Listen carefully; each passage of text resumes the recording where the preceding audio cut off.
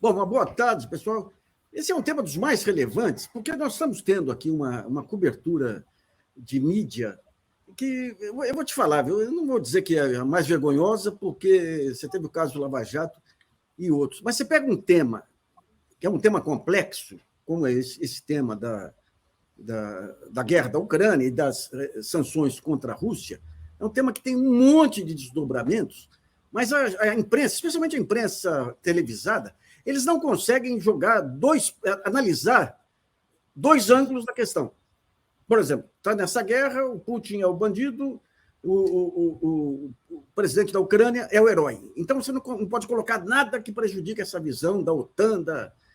E nessa questão econômica, é o mesmo que está ocorrendo. Né? O que você tem? Você tem um movimento de onda de opinião pública, que sempre ocorreu na Lava Jato, ocorreu no Mensalão, e hoje ocorre mundialmente por conta dessa invasão russa aí na Ucrânia, que criou uma questão humanitária tremenda. Daí você tem aquele movimento de opinião pública que pega todos os países ocidentais. E você tem, pela própria crise da democracia ocidental, você tem um descolamento entre o político e a opinião pública. Então, os políticos ficam à mercê da opinião pública. E ficando à mercê, eles passam a dar tudo que a opinião pública naquele momento quer. Então, decreta uma guerra para exterminar a Rússia.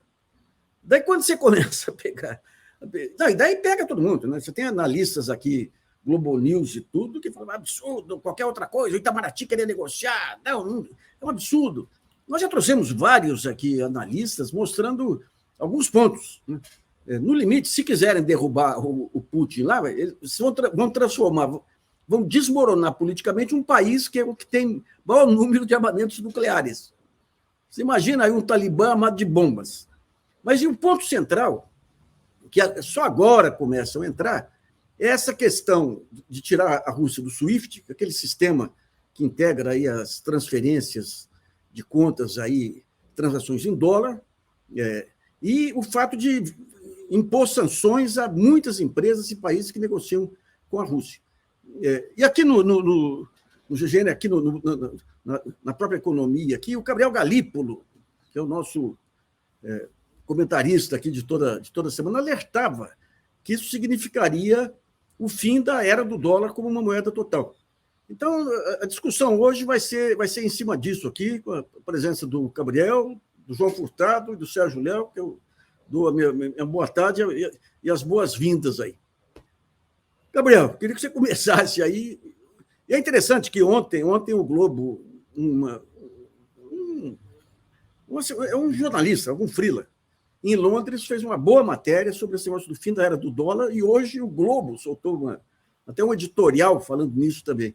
Eu queria que você analisasse hoje essa situação dos mercados, Gabriel. Ontem nós já tivemos o negócio do zinco, hoje essas oscilações, e o que pode acontecer no médio prazo quando, digamos, essa onda da opinião pública vai refluir, porque não dá para você ficar permanentemente acompanhando o caso, e daí a conta começará a vir pesada. Né? Como é que você vê esse desenrolar?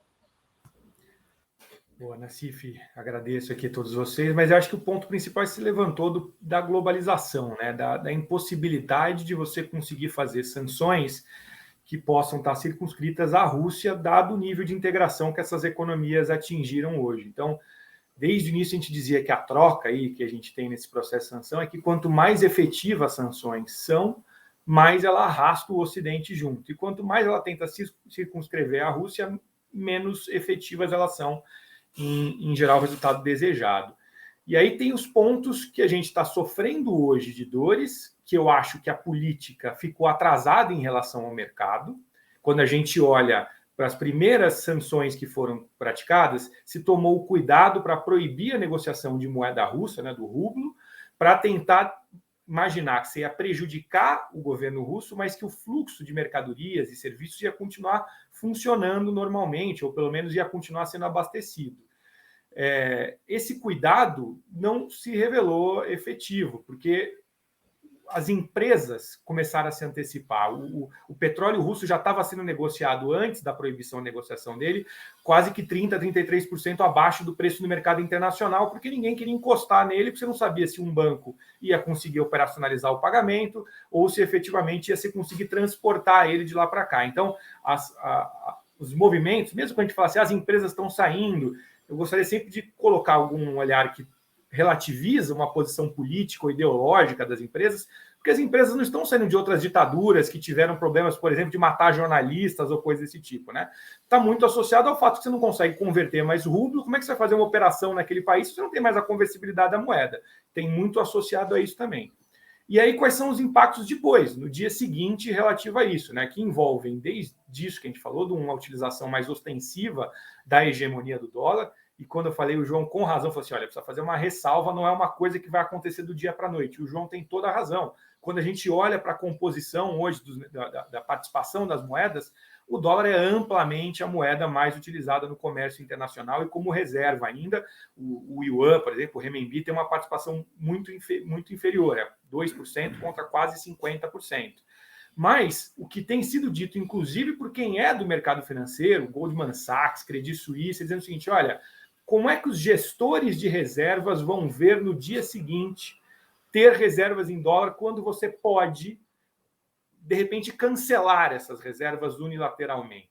Né? Ou seja, será que a gente já tinha visto a Rússia fazer esse movimento de reduzir a participação dos dólares nas suas reservas internacionais? Ela tinha feito um crescimento em euro, tanto na relação comercial com a China quanto das reservas, e de ouro. A coordenação do Ocidente, que trouxe a Europa junto, penalizou essa tentativa de desdolarizar, porque o euro machucou ele. Mas a ideia de que talvez você tenha que ter mais uma cesta de moedas mais ampla, ou até bens, uma coisa meio estranha, né, para um período de moeda fiduciária, mas ativos tangíveis, que a gente diz como o ouro, começa a surgir no horizonte de médio e longo prazo, quando vai se pensar em reservas. E essa questão das reservas vale não só para a Rússia, como para a China também, né? A China já vem há algum tempo pensando que é um grande detentor de reservas em dólar, vinha pensando em diversificar. Agora, você acha possível uma mudança num tempo relativamente curto? Porque você não tem como também despejar essa quantidade de moeda americana no mercado sem sofrer um baque, uma perda considerável, né? Porque as cotações seguramente cairiam. A gente está olhando mais uma sinalização daquilo que pode acontecer no futuro, né? A gente até comentou num texto que eu escrevi com o professor Beluso recentemente, quando a gente pega ali os textos do Keynes, o Keynes gostava muito dos textos chamados As Consequências. Ele tinha as consequências econômicas da paz, as consequências econômicas do Sr. Churchill, as consequências da variação do valor da moeda. Ele escreve dois textos. Um ele escreve no imediato pós-Primeira Guerra Mundial, quando você está negociando ali os tratados de pós-guerra, que você tinha as reparações de guerra impostas aos perdedores. E ele falava, olha, a ideia de você tentar aniquilar o perdedor não vai gerar o equilíbrio necessário nas relações entre os países e vai gerar um problema. Passaram-se 20 anos, não estou dizendo, é injustificável o que aconteceu na Segunda Guerra Mundial, mas há muita literatura que diz que você tinha um ambiente favorável para aquilo a partir das reparações de guerra.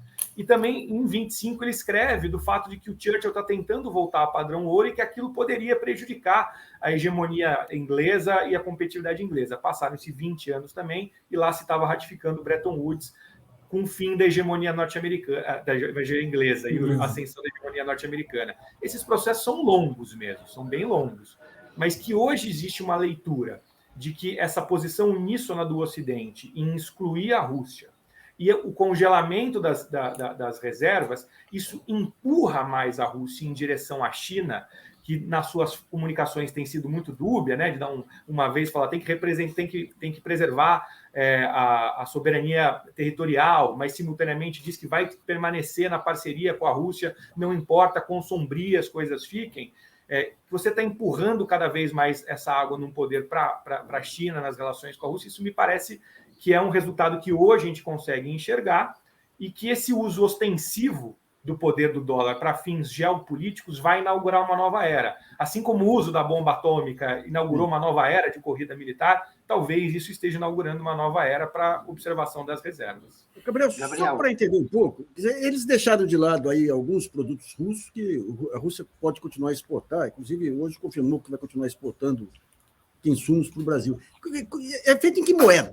Como é que é o trânsito aí do pagamento? Onde é guardado esse pagamento se as reservas estão sob ameaça? Então, essas reservas afetam, esse é um ponto importante, Porque ele não afeta o sistema financeiro do ponto de vista operacional interno, porque o sistema financeiro demanda reservas externas para fazer a sua operacionalização interna. Aquilo, na verdade, para usar a metáfora bélica, né, você tem reservas quase que para demonstrar poder de fogo e desencorajar ataques especulativos contra a sua moeda, do valor da sua moeda em relação à moeda internacional, e mostrar que você tem poder para conseguir honrar dívidas ou compromissos de pagamento que você tem no mercado internacional. Você está falando das reservas que cada país mantém nos seus... mantém na autoridade nas suas monetária, contas, na autoridade monetária. Em moeda estrangeira e, como você falou, em bens fungíveis, ouro, prata, sabe-se lá mais. Porque quando a gente pega do ponto de vista doméstico, né, Sérgio, até você chama o título público como livre de risco ou soberano. Ele é um risco soberano porque eu consigo emitir a moeda que vai liquidar as dívidas na minha própria moeda. Entre países isso é diferente, só tem um país ou duas regiões, dois blocos que tem uma moeda que é meio de pagamento internacional, os Estados Unidos e relativamente menos a Europa. E aí você precisa ter essas reservas internacionais. Então, tanto do ponto de vista de contornar o SWIFT, que você tem caminhos para contornar, e as relações que você vai fazer bilaterais ali utilizando outras moedas. Você vai ter que negociar utilizando outras moedas. Para a China já vinha, especialmente a partir de 2018, engajando mais nesse projeto de desdolarização, que começa de maneira mais forte na Rússia em 2014. Se a gente pegar 2014... quase que 80%, 90% do comércio China e Rússia era em dólares. Ele vai cair para menos de 40% e quem vai ganhar importância é o euro. A China entra em 2018, especialmente a partir das sanções que o Trump impõe sobre a China e ela engaja um pouco mais nesse projeto, né? E aí, do ponto de vista de reservas também, as reservas eram quase 50% em dólares, cai para 16% em dólares das reservas, e aí sobe o euro e sobe também o ouro. E aí, o que ele vai passar a tentar fazer é aumentar essas negociações em outras moedas. A China tinha aumentado, ofertando para mais de 30 países swaps na sua moeda, para tentar comercializar e ampliar o comércio em renminbi. Mas para ela se tornar realmente uma moeda internacional, passa por uma série de reformas que eu tenho dúvidas sobre a China enxergar que já chegou este momento, desde liberalização de fluxos de capitais e algum tipo de internacionalização do seu mercado de capitais, que eu não sei se a China entende que chegou este momento. Por isso que é um processo mais gradual, mas que a gente enxerga essa ameaça, que pode se refletir nisso que o Nassif falou, que é um aumento do comércio em moedas que não estão denominadas em dólar. Tudo isso passa por esse processo de relativização de uma hegemonia do dólar. O Galípolo, o João quer perguntar, mas eu vou interromper ele para manter o nosso hábito de eu sempre interromper ele quando ele quer falar alguma coisa. Porque você falou de uma coisa interessante, pouca gente conhece, o tal do SWIFT, que não é marca de embutido. O SWIFT, no caso, é esse sistema de compensação internacional pelo qual os bancos trocam chumbo e trocam moeda entre si. E houve uma coisa muito curiosa, que uma das sanções que foram impostas aos bancos russos foi tirar esses bancos do SWIFT, ou seja, o banco não tem mais aquela salinha onde a turma faz negócio, eles estão do lado de fora. Eles tiveram cuidado, uma coisa curiosa é o seguinte, tiraram quase todos os bancos russos, eles deixaram 2 bancos, que são exatamente os bancos onde se fazem, aí entra um pouco na pergunta do Nassif, né? Os bancos onde se fazem as negociações do gás russo, porque se você impede a negociação de gás russo, os europeus morrem de frio, eles estão em pleno inverno, morrem de frio na semana seguinte, né? Eles são dependentes, tem países como Finlândia que depende 90% do gás, 94% vem da Rússia, né? Então eu queria que você explicasse, complementando aí a pergunta do Nassif, a gente sabe que o russo que está morando fora está numa dificuldade porque o banco dele saiu do sistema, né? Foi desligado do sistema. Mas você tem esses 2 aí que operam com gás, que imagino que talvez operem também com outros negócios, né? Como é que ficou tudo paralisado? A negociação financeira dos russos ou de quem tinha conta na Rússia foi excluída totalmente do sistema ou tem algum canal por onde está conseguindo contornar e consegue fazer esses pagamentos que o Nassif mencionou? Esse tema da dependência energética, eu acho que ele é central, porque eu acho que boa parte da aposta que a Rússia fez em fazer uma desdolarização, dando prioridade ao euro, passava por uma visão de que a interdependência que existia, ou a dependência da Europa do ponto de vista energético russo, não levaria a Europa a tomar uma atitude como essa que ela tomou. Só para sublinhar os números que você falou, a Finlândia depende de 94% do gás russo, a Alemanha é 49%, a Itália é 46%, A França é 25% e a Europa, na média, está lá perto de uns 33%. Esse é o tamanho da dependência e apesar de muita gente achar que dá, você fazer uma substituição da matriz energética está fora de cogitação no curto prazo, como se gostaria que se fizesse. Então, a gente sente que o gás ainda não caminhou para uma coisa mais dramática, porque os contratos de fornecimento de gás costumam ser de longo prazo. O petróleo bate logo de cara, porque o petróleo tem negociação naquilo que a gente chama de mercado spot, que é como se fosse um mercado à vista, que eu vou lá comprar esses barris. Então, ele sente logo de primeira, porque você tem contratos que estão sendo comprados ali numa negociação mais espúria, vamos dizer assim, mais momentânea, enquanto no gás são contratos mais longo prazo, envolvem uma decisão um pouco mais dura ali. E desde o início a preocupação era preservar o setor energético para tentar que as sanções não se arrastassem para todo o Ocidente. E o que a Alemanha vem dizendo é: eu não vou largar a mão de uma coisa que eu tenho enquanto eu não tiver outra no lugar. Eu não consigo fazer uma transição energética do dia para a noite. Mas mesmo essa ideia de segregação de alguns bancos, ela também tem sido muito cuidadosa. Ontem, por exemplo, estavam celebrando que alguns bancos conseguiram finalmente, depois de 15 dias de guerra, elencar e demonstrar qual era a sua verdadeira exposição a ativos na Rússia, para ver se aquilo era do tamanho que se imaginava ou não era do tamanho que se imaginava. Então, ainda que seja um banco que não está dentro da relação de energia, tem interconexões, é um sistema, né? E aí acontece uma coisa que é o que costuma levar a economia a crises mais profundas, é quando eu tenho alguns bens que eu não consigo negociar, seja porque estão congelados ou que ele perdeu liquidez, eu passo a vender aqueles que eu consigo vender. E esses vão começar a perder valor e é assim que o contágio começa a acontecer. Hoje, você teria até condições de fazer alguns tipos de contorno, que não são nem só o próprio sistema russo, que a Rússia queria desenvolver esse sistema que começa em 2014, um sistema de pagamento substituto ao SWIFT, começa em 2014, ela começa a tentar fazer uma interligação com a China, ela faz parceria com alguns países da região da Eurásia ali, né? Mas mesmo assim, a China não tinha empurrado muito os bancos chineses para fazer essa conexão. A informação que a gente tinha lá, que no final de 2020, a gente tinha mais ou menos 23, 25 instituições estrangeiras só linkadas. Mas a gente viu um presidente de um grande banco americano dizendo assim, ó, a gente tem muito, a expressão que ele usou, workaround do SWIFT, a gente tem muitos caminhos para dar a volta em torno do SWIFT. A preocupação é, eu não sei se aquele meu banco, para onde eu estou fazendo o pagamento, vai conseguir operacionalizar. E é isso que acontece no sistema financeiro. Quando você tem essa pulverização das interconexões, você prefere tomar cuidado com todo mundo, até ficar claro qual é o nível de contágio. Então, hoje, ainda está operacionalizando a questão do gás e alguns pagamentos do gás. Mas o que a gente está vendo o primeiro movimento foram nos preços. Os preços subiram. Agora a gente está aguardando vir um impacto nos fluxos, que já aconteceu no petróleo. O petróleo começou a chegar menos do que se imaginava. Vai começar a chegar em produtos agrícolas. Aconteceu no níquel, no mercado futuro. Agora a gente vai começar a sentir as dores do ponto de vista de fluxo efetivamente. Gabriel, João. Ô, Luiz, né? É que eu estava inscrito, né, Luiz? Eu estou interessado em explorar o argumento que você trouxe na tua segunda resposta sobre as reservas. Por definição, as reservas chinesas não podem ser em moeda chinesa, né? Porque elas resultam de um superávit com outros países e foi construído em outras moedas.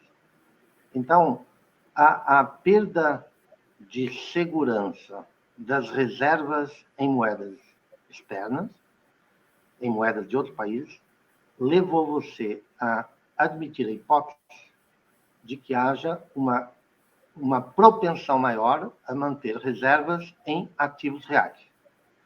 A pergunta que eu te faço é: isto pode intensificar a internacionalização da China, comprando empresas em outros países? Eles já vêm fazendo isso, mas numa intensidade maior, para não apenas aumentarem a sua penetração, mas também a segurança das suas reservas? Perfeito. O primeiro ponto que você colocou das reservas, né? Ter reservas é um problema de país que não tem moeda conversível, que não é meio de pagamento internacional. Para os Estados Unidos, você falar do problema cambial das reservas, para ele não é um problema. Eu emito a moeda, que é o meio de pagamento internacional, né? E aí a sua colocação cabe à China agora tentar aumentar o poder da sua moeda enquanto meio de pagamento internacional? Quais são os mecanismos para isso? E na ausência da China fazer isso, será que os ativos tangíveis, que a gente chama, né, os ativos reais, passam a ganhar uma importância de novo, que parece ser o ouro está valorizando muito, mas é inviável hoje a gente voltar para uma moeda que não seja uma moeda fiduciária, né? Essas substituições de moedas hegemônicas, a gente sabe que nunca foram processos suaves, eles sempre foram processos muito traumáticos na história do capitalismo, sempre muito conflituosos, né? Eu não sei o quanto estava no cálculo da China ela se antecipar neste processo agora, pelo tudo que envolve as reformas que precisam ser feitas do ponto de vista do sistema financeiro. O que eu sei é que a gente vai ver no dia seguinte quais vão ser esses efeitos, se a China vai fazer uma coisa mais passiva, que é, bom, esse é um movimento que está surgindo do conflito do Ocidente com a Rússia, e as coisas vão correr naturalmente em direção ao meu moinho, essa água, seja do ponto de vista de aumentar reservas na minha moeda, porque, vamos dizer, a China, imagina que você fosse ter que praticar uma sanção econômica na China. É impossível. Como é que você exclui a China hoje do comércio internacional? E aí é o ponto paradoxal do processo como um todo. O êxito do Ocidente de incluir o bloco comunista no mercado global dificulta muito um processo de sanção, porque a China fez uma integração tamanha que não dá para você excluir. Se eu sou um país que tem boa parte do meu comércio com a China, será que interessa eu ter moeda chinesa, porque é um meio de pagamento para as minhas importações? Então, talvez seja uma coisa mais passiva, num primeiro momento, mas que depois vai caber ao projeto estratégico que a China tem, e aí eu acho que a China já deixou bem claro que ela tem um projeto estratégico de ter mais relevância no mundo, ter uma importância maior, até que ponto ela vai estar disposta a fazer esse tipo de processo que você falou, que é internacionalizar a sua moeda, né? Ou seja, como é que eu vou caminhar nessa internacionalização da minha moeda? Um parêntese no que você falou aí, nem precisou de sanção contra a China para a gente sentir o baque que foi agora com a Covid, a paralisação de produção de chip, né?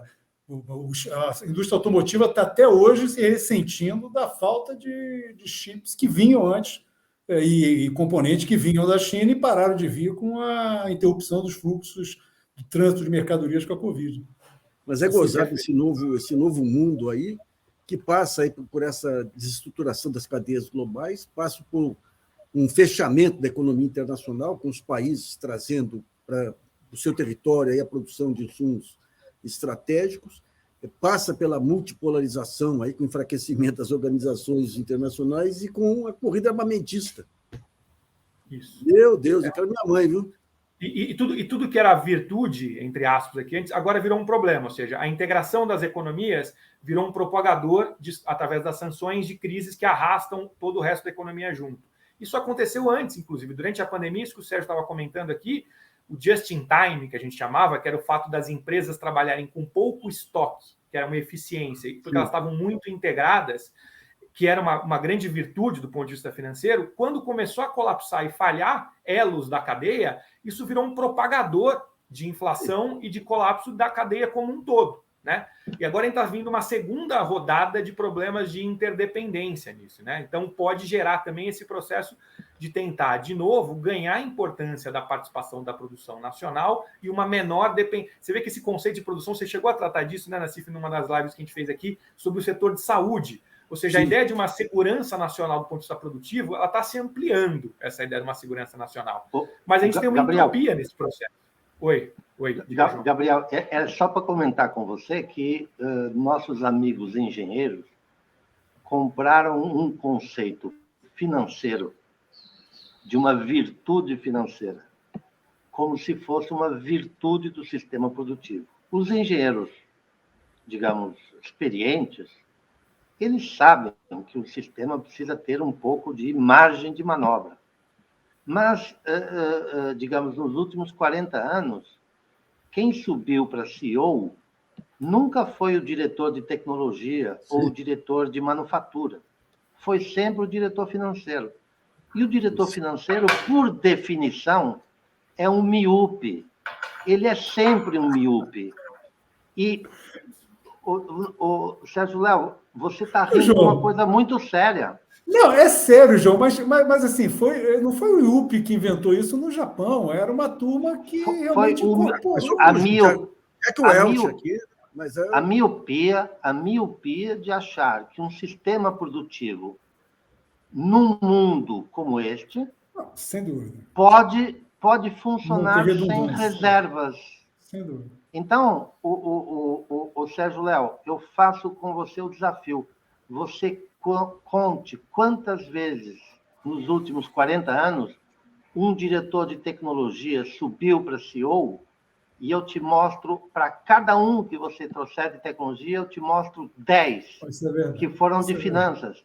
E esta miopia revelou, Gabriel, você tem toda a razão, toda a sua fragilidade neste momento. E o problema não foi só nessa questão de manter uma certa redundância, né? É um desespero do corte de custos alucinado que leva a uma perda de qualidade no material humano, uma perda de qualidade na cadeia de vendas, etc. É só pegar esse recorte que o João genérico aí que levou à crise da Vale do Rio Doce, que quebrou aquela empresa, a BRF, lá no... É um cara sem nenhuma noção da operação em si. Né? O caso Vale é muito expressivo mesmo. E é o padrão de Falcone. Eu queria pegar o recorte que o João fez, só para chamar a atenção para um ponto, Nassif, que eu acho que é interessante para a gente analisar. Lógico que a gente não fazer previsões aqui é sempre muito perigoso. Aliás, dizia um físico que projeções são sempre difíceis, especialmente sobre o futuro, dizia um físico. Mas pegando as 4 décadas que o João colocou, eu acho que esse que as consequências sempre vêm depois, como dizia o Leandro. Exato, é chato isso, né? É chato. Mas esse negócio das 4 décadas que o João recortou, eu acho bem importante, porque assim, olha que coisa interessante, por falta de uma melhor palavra. A gente teve, nos anos 70, 2 choques do petróleo. Só para dar uma dimensão, hoje, a elevação que a gente tem, se a gente pegar o piso na pandemia do barril para o que chegou a 120, já é uma elevação maior do que o choque do petróleo em 73, 74, do ponto de vista percentual.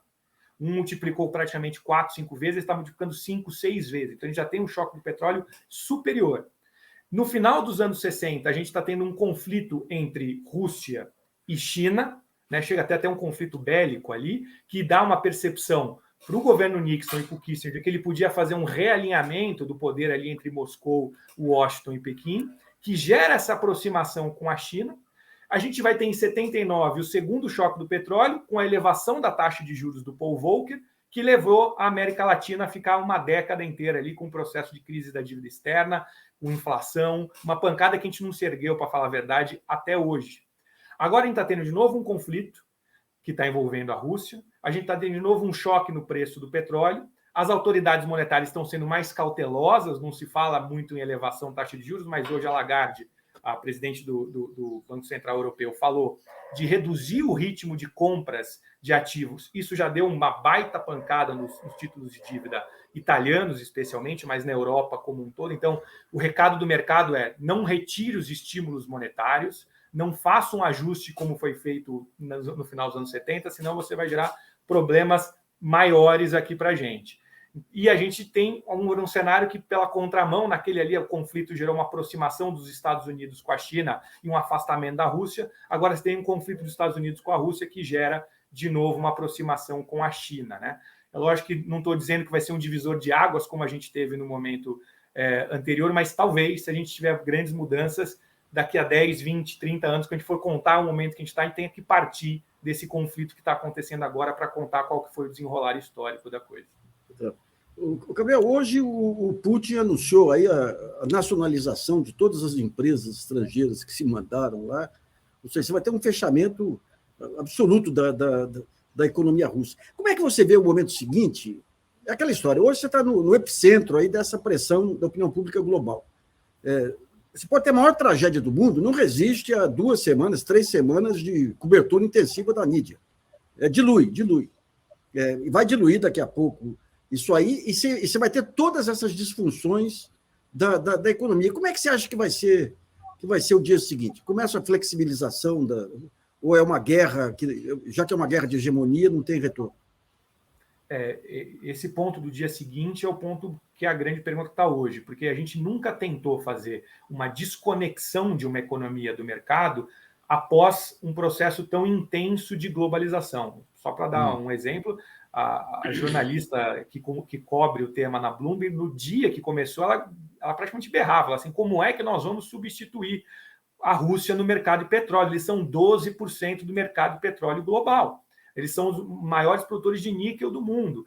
A gente fala da Rússia e da Ucrânia, está falando dos maiores produtores de trigo e milho do mundo, entre os 3, 4 maiores ali também. Então, isso afeta uma série de interconexões com a cadeia produtiva que não dá para você substituir no curto prazo. Esse tipo de desconexão é uma coisa realmente inédita que a gente está assistindo e a gente vai ver quais são os custos disso.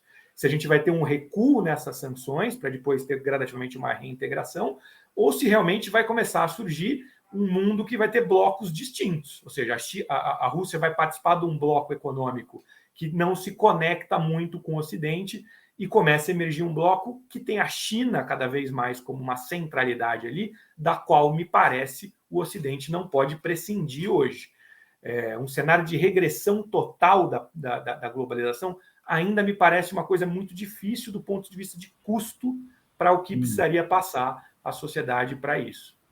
Agora, o Biden já está caçoando aí com essas multinacionais, primeiro mostrando que para muitas delas a Rússia não representava nada, segundo mostrando que saíram porque estavam sem condições aí de remessa. E daí ele brinca, ele fala, quero ver quando ocorrer com a China, como é que vai ser a valentia delas aí.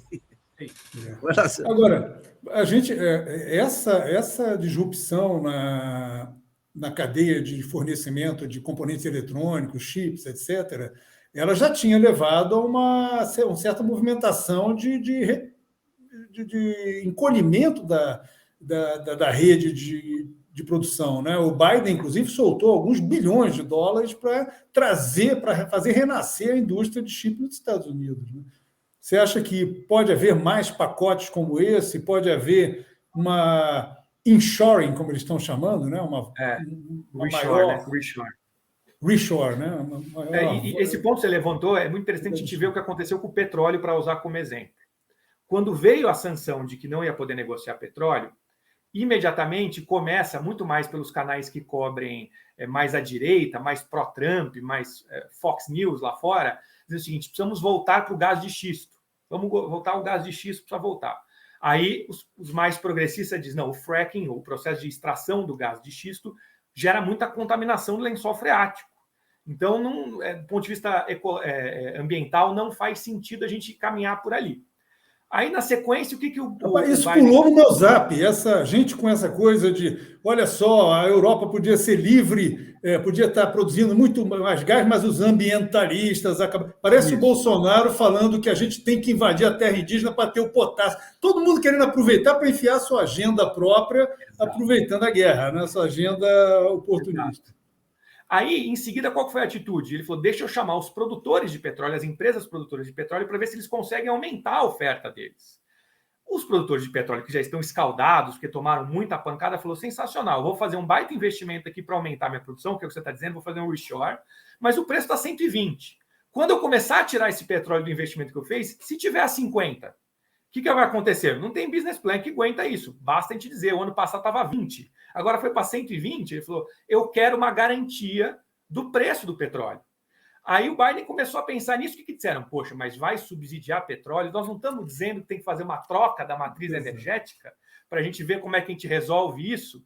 Aí o Biden dá uma entrevista dizendo que nós vamos acelerar a troca da matriz energética e vai pedir socorro para quem? Para a Venezuela, para o Irã, para o Iraque, para a Arábia Saudita, para ver se consegue aumentar a oferta. Aliás, ontem estava dando uma entrevista, eu chamo o ministro do Petróleo, curiosamente, o ministro do Petróleo na Nigéria, dizendo o seguinte, olha, eu acho que a gente tem uma sobra, de 2 milhões de barris dia.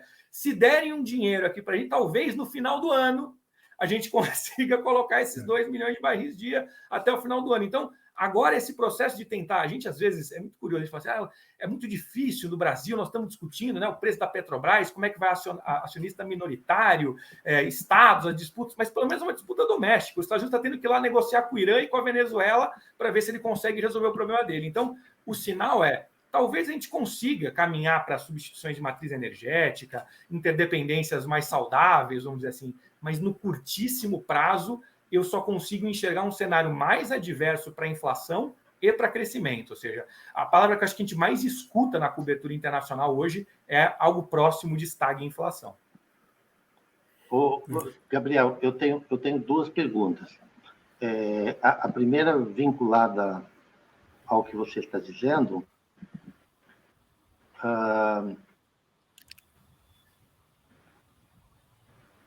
das empresas estão mostrando resultados muito promissores, né? Este período conturbado também é um período que algumas pessoas podem falar oportunidade, mas eu preferi usar a palavra oportunismo. E aí tem todo um debate sobre controle de preços. Então, essa é a primeira pergunta, diretamente derivada do teu raciocínio. Eu queria te ouvir sobre isso. A segunda pergunta é a pergunta que está mais remotamente ligada ao tema, mas eu não resisto de fazê-la, que é triste no meio de uma crise destas, onde pessoas estão morrendo, pessoas inocentes estão morrendo, é duro querer ver coisas positivas. Mas se a gente colocar na ponta do lápis que o planeta está ameaçado e a humanidade está ameaçada, a pergunta que eu faço é se esta crise energética não pode acelerar a transição energética e as pessoas não apenas pensarem na segurança energética do ponto de vista de quem é o meu fornecedor, mas do ponto de vista de que o que eu vou fazer para consumir menos energia, porque eu não preciso andar de camiseta em casa no inverno, eu posso colocar uma blusa, verdade? Eu também posso, de vez em quando, pedalar, eu também, enfim. Como é que eu uso menos energia e como é que eu faço uma migração para energias mais limpas? Não, perfeito. Você sabe, até o Harari chegou a escrever um texto dizendo que ele achava que devia se adotar o projeto Manhattan Verde agora, que era para acelerar esse processo de substituição de energia, para fazer isso o mais rápido possível, né? A dificuldade que a gente vê é que, às vezes, a gente vai fazendo essas políticas por espasmo da crise. Então, e você acaba acentuando um pouco da crítica, por exemplo, que foi feita ao negócio de vamos garantir um preço de petróleo para que aumente a oferta. É bom, então eu vou subsidiar ainda mais esse setor que eu devia estar saindo dele, migrando para uma outra matriz energética. E aí, como a gente não fez isso antes, a gente está nessa dificuldade de não poder prescindir de um enquanto a gente precisa estimular outro. No Brasil acontece a mesma coisa. A gente fala, vamos reduzir os impostos para ver se abaixa o preço. Eu devia justamente penalizar com impostos matrizes energéticas que são poluentes, para usar uma terminologia da ortodoxia econômica, que usa externalidade, que gera externalidades negativas para a economia, e subsidiar aquilo que para a sociedade gera externalidades positivas. É isso que a gente devia fazer. Pessoal, né? eu vou ter que dar uma saída agora aqui, o Sérgio me substitui aí. Um abração para vocês, obrigado. Obrigado, Nassif, obrigado. Então, essa lógica de você estar promovendo subsídios, porque você ainda depende daquela matriz, não pode ser feita sem olhar para esse horizonte que é o que você acabou de desenhar, João. Assim, tá bom, mas e no médio e longo prazo, como é que eu vou criar uma coisa para sair dessa encalacrada para algo melhor, né? Ou seja, utilizar esta crise para que isso possa produzir algo melhor, especialmente do ponto de vista de ter algo mais sustentável, do ponto de vista ambiental e social e também político. Se é para a gente lembrar de projetos da Segunda Guerra Mundial, como é o projeto Manhattan, vale a gente lembrar, né, João, um projeto que tinha lá em Bretton Woods, imediatamente na sequência da Segunda Guerra Mundial, que acabou sendo derrotado para que instâncias internacionais, supranacionais, tivessem mais poder para fazer processos de equilíbrios, checks and balances, na governança, inclusive financeira internacional, né? Mas a crise é uma oportunidade para se fazer isso, mas como você sabe muito melhor do que eu, isso vai ter que ser resultado de um processo político custoso, porque a gente está tendo que subsidiar simultaneamente aquilo que a gente quer sair, enquanto a gente constrói aquilo para onde a gente quer ir. Porque a gente deixou para... No Brasil isso é mais dolorido, né? Há muito tempo a gente sabe, por exemplo, que o problema do preço, da política de preço da Petrobras é uma pressão, é uma grande pressão. E a gente deixou para consertar o telhado num dia de uma tempestade monstruosa, né? A primeira pergunta que eu estou fugindo dela, qual que era, João, que eu esqueci? A primeira pergunta era sobre o oportunismo da marcação de preços no momento da crise e o debate que está havendo entre várias pessoas, que envolveu, digamos, inclusive um tom muito agressivo de alguns economistas americanos, etc.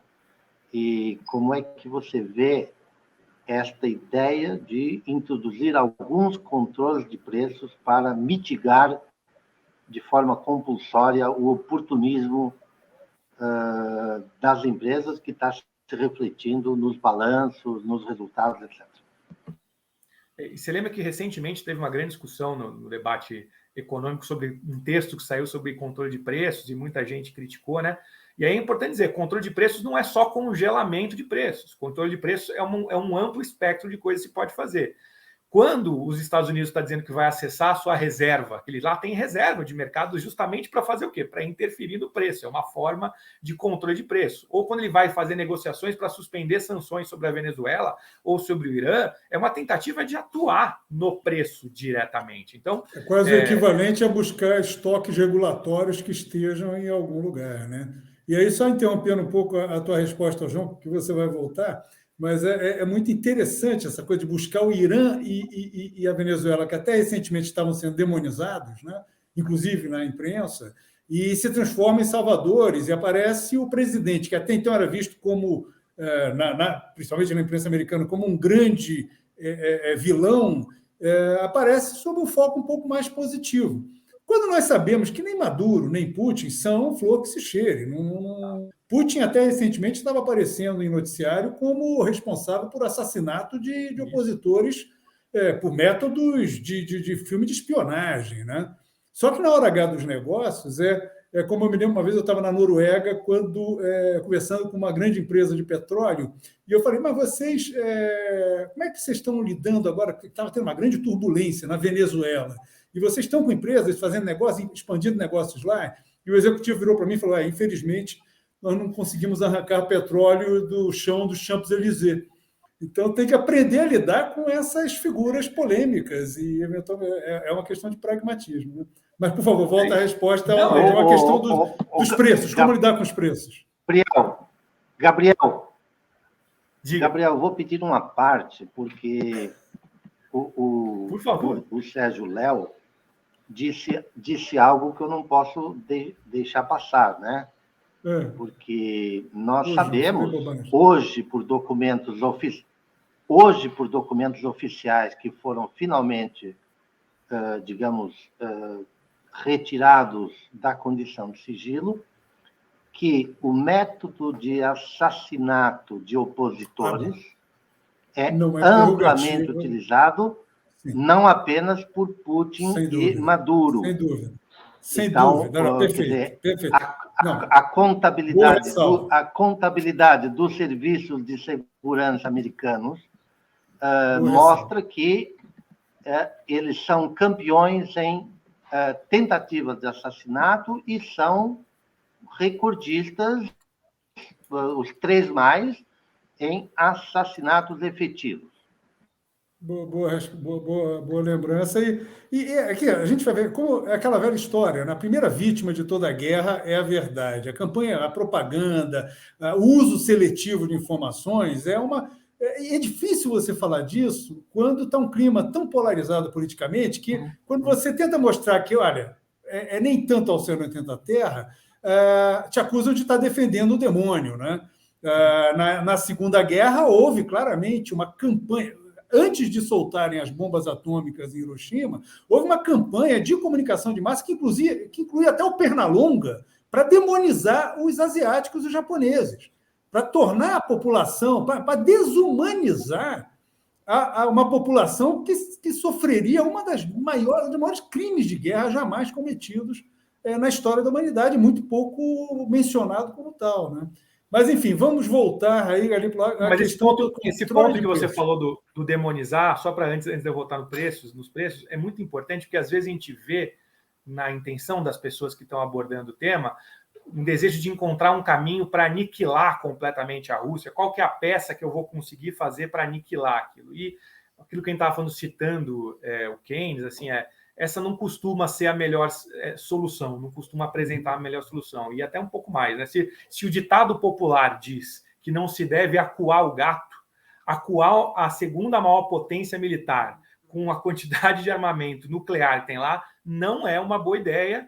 E quem vai acabar arcando com o custo são, como disse o João e você, pessoas que estão lá vidas de ucranianos e russos que vão ser arcar com isso. Então é muito importante que a gente consiga migrar, como disse a diplomacia brasileira, para a mesa de negociações, o mais rápido possível, porque o mais grave de tudo é a questão humanitária, né? Você não precisa nem falar do diplomata brasileiro, um grande realista em relações internacionais, não é necessariamente o cara mais sensato, mas é o cara que opera com o jogo de poder, né? Com a lei do mais forte. Como o Henry Kissinger já vinha alertando e continua alertando que o jogo não é um jogo de aniquilação e que tem que haver negociação diplomática. Não é uma questão de achar o Putin, o Biden gostar vilão, ou desgostar, né? ou isso ou aquilo. Não é uma questão pessoal, nem uma questão de caráter. É uma questão de poder e de luta de disputa geopolítica. Mas vamos voltar à questão dos preços aí, Gabriel. Afinal, como pergunta o João, faz sentido numa circunstância como essa, em que você cria oportunidades de grandes ganhos para uma parcela reduzida da sociedade e da economia, faz sentido falar em controle de preços? E já que você falou que nem todo controle de preço é congelamento, como que se poderia, se faz sentido, que tipo e como fazer esse controle no caso específico do Brasil? Beleza. Eu acho que tem, de um lado, a lógica de a gente dizer que os fundamentos para esse otimismo do mercado que quer, de maneira oportunística, como falou o João, se beneficiar da inflação, também são fundamentos pobres, vamos dizer assim, frágeis, como a gente está vendo nas oscilações das volatilidades, né? Ou seja, o Brasil é uma commodity currency, é uma moeda que se beneficia de commodities, então vai se beneficiar muito porque agora vai ganhar em cima da falta do mercado russo e ucraniano. Bom, mas a gente depende de fertilizantes deles, e sem fertilizantes a gente não vai conseguir exportar. Ou o preço do petróleo subiu muito, de primeira a Petrobras subiu, depois era óbvio que isso ia ser difícil de se implementar no repasse para a população, e isso ia gerar dificuldades. Então, a ideia também de que isso possa gerar esse todo, ser simplesmente benéfico, tem pés de barro ali, ela é relativamente frágil. Sobre os instrumentos de política, eu acho que também pode estar sendo inaugurado uma lógica nova, assim como aconteceu no quantitative easing a partir de 2008, na flexibilização monetária a partir de 2008, porque a partir dali você ficou claro a disruptura daquela conexão causal que se imaginava que existia entre inflação e emissão de moeda. Isso caiu por terra, foi demonstrado claramente.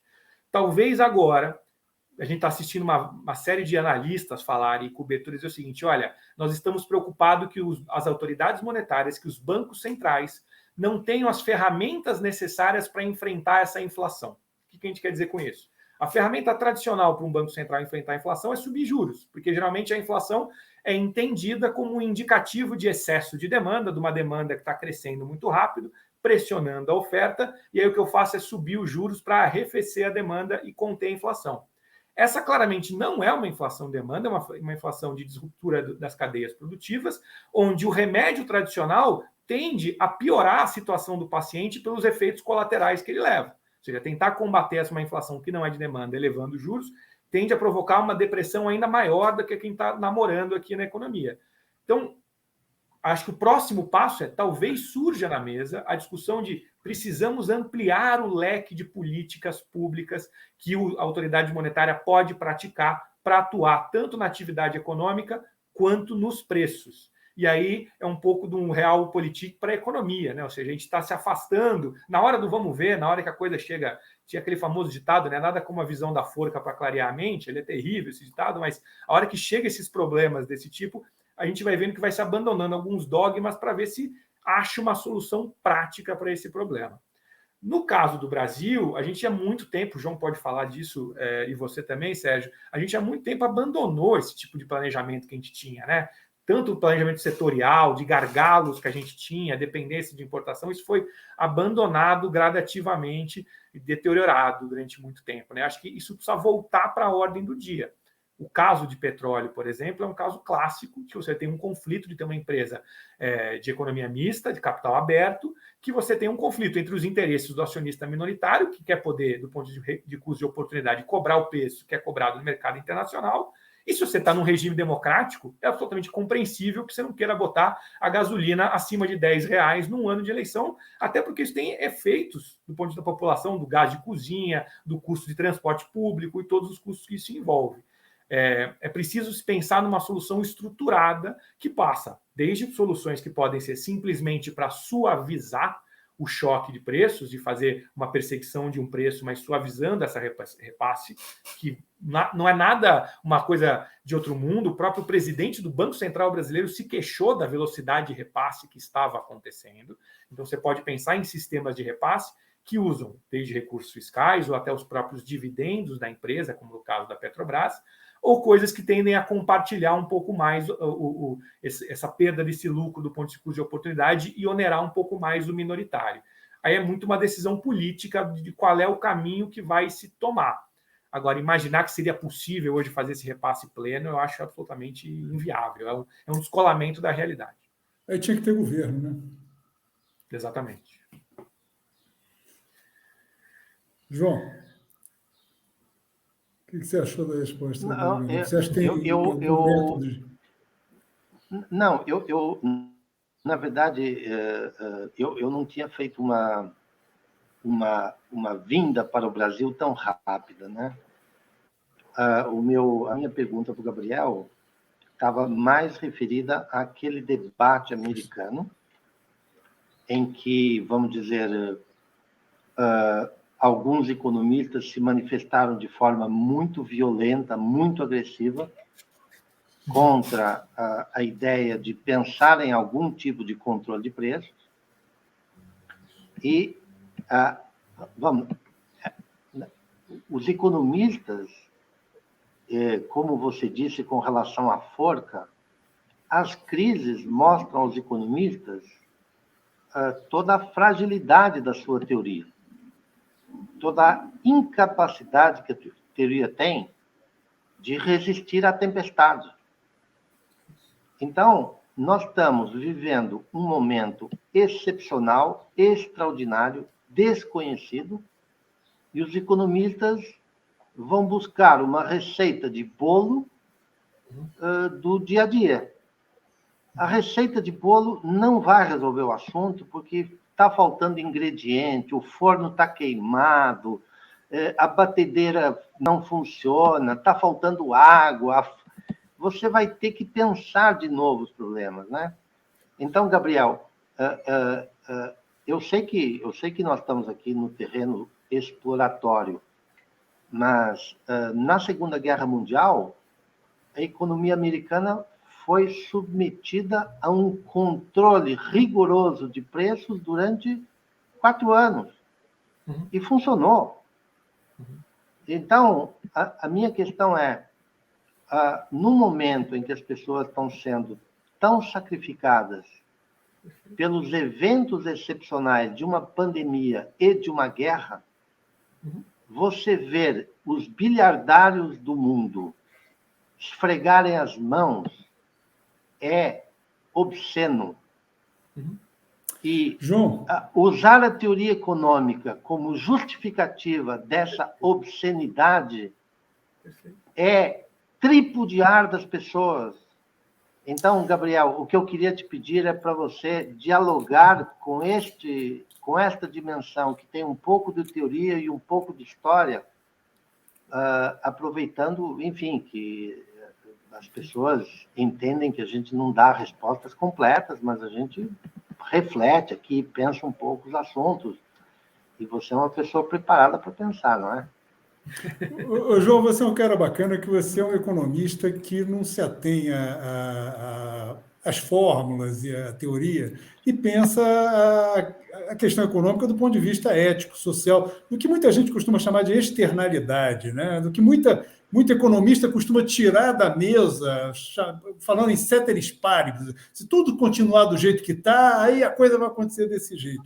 Agora, tem razões para se pensar aí algum controle sobre esse aproveitamento, esse oportunismo, que também são econômicas, você sabe disso. É um período em que um dos períodos de maior euforia na Bolsa de Valores dos Estados Unidos foi exatamente durante a Primeira Guerra Mundial, que os Estados Unidos virou celeiro do mundo, os Estados Unidos virou fornecedor de uma Europa rendida, obrigada a comprar produtos deles, e que houve uma onda especulativa com commodities e ações brutal.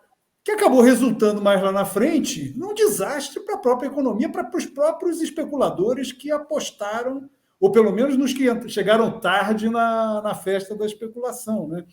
Então, e aí eu te pergunto, Gabriel, a gente falou de controle de preços, falamos de outras formas de intervenção do Estado, do governo na economia. Você acha que uma consequência dessas crises que emergiram com essa intervenção, essa invasão russa na Ucrânia e toda a disputa de poder que está existindo entre a OTAN, a Rússia e, eventualmente, até a China, você acha que isso tudo vai gerar um futuro com uma maior participação do Estado na economia, mesmo nos países que antes desdenhavam disso e consideravam isso um pecado mortal a ser evitado a qualquer custo? Eu acho, Sérgio, porque assim, se a gente pegar desde 2008, a gente já está assistindo um processo desse tipo, né? Você está atuando com o governo com aquilo que a gente chama como um formador de preço de mercado, né?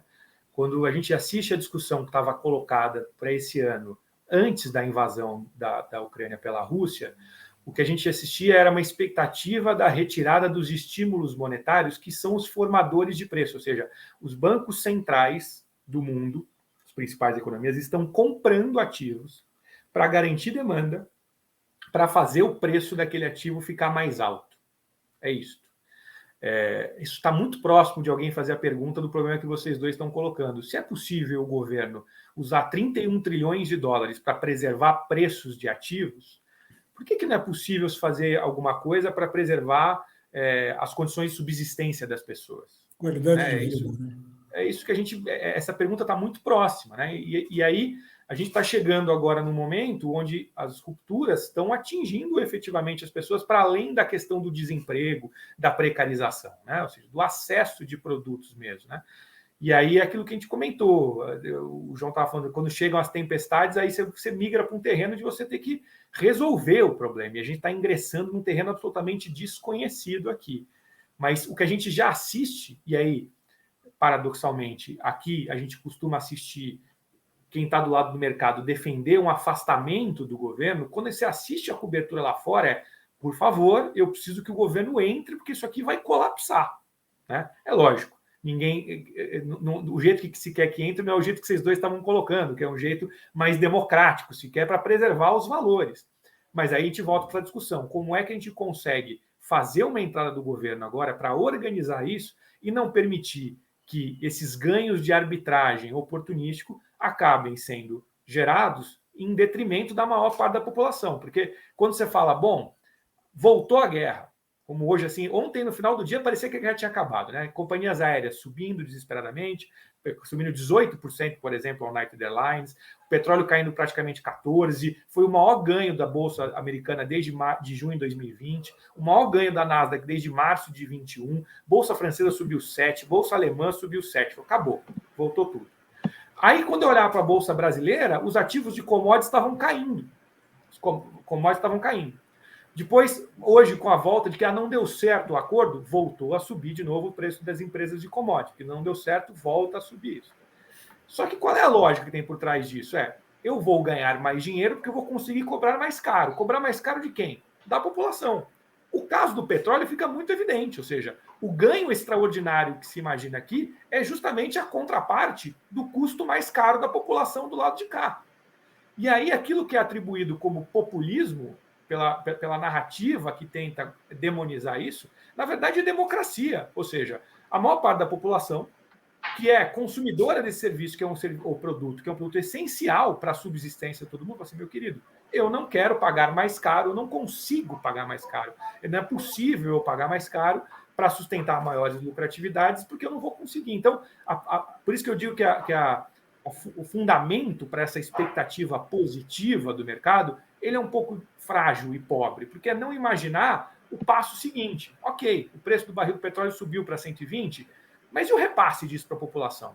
Você acha que a população vai pagar 12, 13 reais o preço da gasolina quieta? Ou seja, a hora que chegar o preço do trigo e do milho na padaria, no mercado, vai estar todo mundo tranquilo e ninguém vai reclamar. É essa falta de sensibilidade que deveria induzir o próprio mercado a tentar para a sua própria subsistência, sobrevivência, construir um caminho um pouco mais convencionado e consensado, né? Me parece. O Gabriel, espero que não tenha muitos economistas nos assistindo, porque a maioria dos economistas não gosta muito das coisas que a gente diz aqui, e depois eles comentam, falam muito mal da gente, né? Mas tem pessoas que não são economistas e que entendem que a economia não é o lugar onde você rouba o monte dos outros, né? A economia não é o rouba-montinho. O rouba-montinho é na Faria Lima. Só que para roubar montinho, alguém precisa trabalhar antes, porque só tem montinho porque alguém acordou cedo, pegou na enxada, ligou o trator e arou o campo, né? Por que eu estou trazendo esta ideia? É porque, neste momento, a crise russa está se desdobrando em movimentos especulativos tremendos. Por quê? Porque o indivíduo daquele clube do rouba-montinho da Faria Lima, neste momento, ele está comprando potássio porque ele sabe que o potássio vai aumentar. E, portanto, o preço do milho, do frango e do porco vão subir não apenas pela crise russa, vão subir também pelo movimento especulativo associado ao oportunismo da crise russa. É neste sentido que eu digo que uma economia de guerra tem que ter regras especiais. Alguém precisa olhar para isso e impedir que pessoas ganhem muito mais dinheiro do que você já ganha, do que já ganham normalmente, aproveitando, não é demagogia, aproveitando a fome das pessoas. Porque tem gente que vai para casa com 2 pãezinhos, porque o pãozinho subiu. Tem gente que não vai comprar o milho do cuscuz. Tem gente que não vai comprar o franguinho. Então, Gabriel, voltando à pergunta, é possível pensar em instrumentos, tanto nos mercados físicos quanto nos mercados financeiros, para a gente impedir que a economia de guerra vire uma economia de assambarcadores, de parasitas que fomentam a fome para ganhar mais dinheiro? Eu acho que esse é o desafio que está colocado para a gente. E aí eu quero só acrescentar talvez um pouco de otimismo da minha parte, não só para o momento da guerra, como a gente assistiu, você deu vários exemplos aqui das 2 grandes guerras mundiais, como se criaram excepcionalidades ali para a economia, mas também como surgiu uma nova economia no pós-guerra, né, João? Aquilo ali produziu uma nova economia por décadas seguintes ali que se pensava diferente. E aí eu acho que passa por essa lógica, eu acho que é possível, tem que se pensar nisso, esse é o desafio, mas passa por essa lógica que você falou, que você usou a ideia de rouba-monte, que é essa ideia de jogo de soma zero, né? Ou seja, o ganho de um é a perda de outro, né? E quando a gente entende como começa a economia, a ideia de economia é uma ideia de sociabilidade, ou seja, a divisão social do trabalho foi instituída sobre uma ideia de que vivendo em sociedade, dividindo o trabalho socialmente, todo mundo teria uma vida melhor, ou seja, seria mais fácil atender às carências da minha existência produzindo em comunidade do que produzindo de maneira isolada. E a gente foi gradativamente migrando para uma economia que funciona desse jeito, inclusive dentro do próprio mercado financeiro. Se a gente pegar o que aconteceu com o mercado de níquel, né? Foi que no dia seguinte a alta de 250%, se eu olhasse as chamadas de margem que teve, vários bancos e empresas teriam quebrado com isso, porque o ganho de 250 de um... Só traduzindo, né, Garibo? Chamada de margem. Chamada de margem é o seguinte, quando a gente faz posições no mercado futuro, de que o preço do níquel, por exemplo, vai estar acima ou abaixo de um determinado preço, cada dia aquilo vai sendo atualizado pela negociação do dia até chegar a esse futuro no presente. E aí, conforme você vai ficando perdedor na posição, né, numa conta gráfica, de vendo o quanto está distanciando do aposta que você fez, as corretoras chamam margem, chamam garantias para você deixar depositadas ali, para que no dia da execução tem ali um recurso de garantia disponível para não ter nenhum tipo de calote e não acontecer isso, né? Então, só em resumo, quem apostou na alta iria ser convocado aliás, quem apostou estava se dando bem. Quem apostou na queda do níquel estava. Quem apostou que o preço ia ficar baixo ia ser obrigado a botar o dinheiro porque ele seria obrigado a comprar um preço muito mais alto, e isso aí provocaria uma crise no sistema. E eles cancelaram as negociações que aconteceram. Eles cancelaram isso aí. E está fechado o mercado até amanhã. Não tá 3 dias sem negociação no mercado de níquel, para a gente ter uma ideia. Mas isso demonstra aquilo que o João explicou melhor como o rouba-monte, ou seja, tipo, o ganho de um é a perda de outro. Ele é um jogo de soma zero, entre aspas, porque não é um volume que fica sempre o mesmo, mas a perda de um decorre do ganho de outro. Esse tipo de dinâmica, que é uma degeneração do que deveria ser o conceito de uma vida em sociedade e em economia, e que precisa ser construída, precisa ser reconstruída. Para ser reconstruído, o que eu preciso fazer? O oposto dessa narrativa que diz que tudo que é democrático é populismo. Eu preciso estabelecer instâncias democráticas dentro da esfera econômica. E aí, o que a economia vem desempenhando nos últimos anos é um papel de ser uma narrativa para interditar essas vontades democráticas nas instâncias econômicas. Não, isso aqui não é possível de ser feito, isso aqui não pode ser assim, não se pode fazer assim, para dizer isso aqui é uma regra, é uma lei que não pode ser alterada. Então, a gente está chegando num ambiente de crise desse tipo de arranjo, vamos dizer, que, como a gente sempre sabe, tudo pode piorar, mas que tomara que a gente consiga se mobilizar politicamente para construir uma coisa melhor do que o que está aí, né? Tá no mudo, Sérgio. Gabriel, eu só queria te dizer que essa tua última resposta valeu o programa. Todos nós fizemos uma grande ginástica para estar hoje aqui. Eu adorei essa tua última resposta. Eu vou, inclusive, depois rebobinar e voltar para o começo dela, porque foi uma resposta muito bonita, à altura do desafio que está colocado. Muito obrigado. João, eu agradeço. Eu imagino que para vocês que estão nos assistindo e para o João, para mim, pelo menos, essa última resposta foi um pouco prejudicada por uns problemas de transmissão que, se eu fosse criar uma teoria conspiratória, imaginaria que já era o sistema conspirando contra você. Mas acho que foi mais azar mesmo. Mas foi um belo fecho para esse nosso programa. Agradeço aí a presença do João, a presença do Gabriel, Nassif, que infelizmente não pôde ficar com a gente até o final. Agradeço a presença e a audiência de todo mundo que está nos assistindo. E esses probleminhas técnicos, acho que foram um aviso que nós já estouramos nosso tempo há algum tempo. E espero encontrar vocês de novo aí na próxima quinta-feira e que os que estão nos assistindo possam nos ver de novo também na semana que vem. Obrigado a todo mundo e até a próxima. Tchau, Sérgio. Tchau, Gabriel. Obrigado, João. Obrigado, Sérgio. Forte abraço a vocês.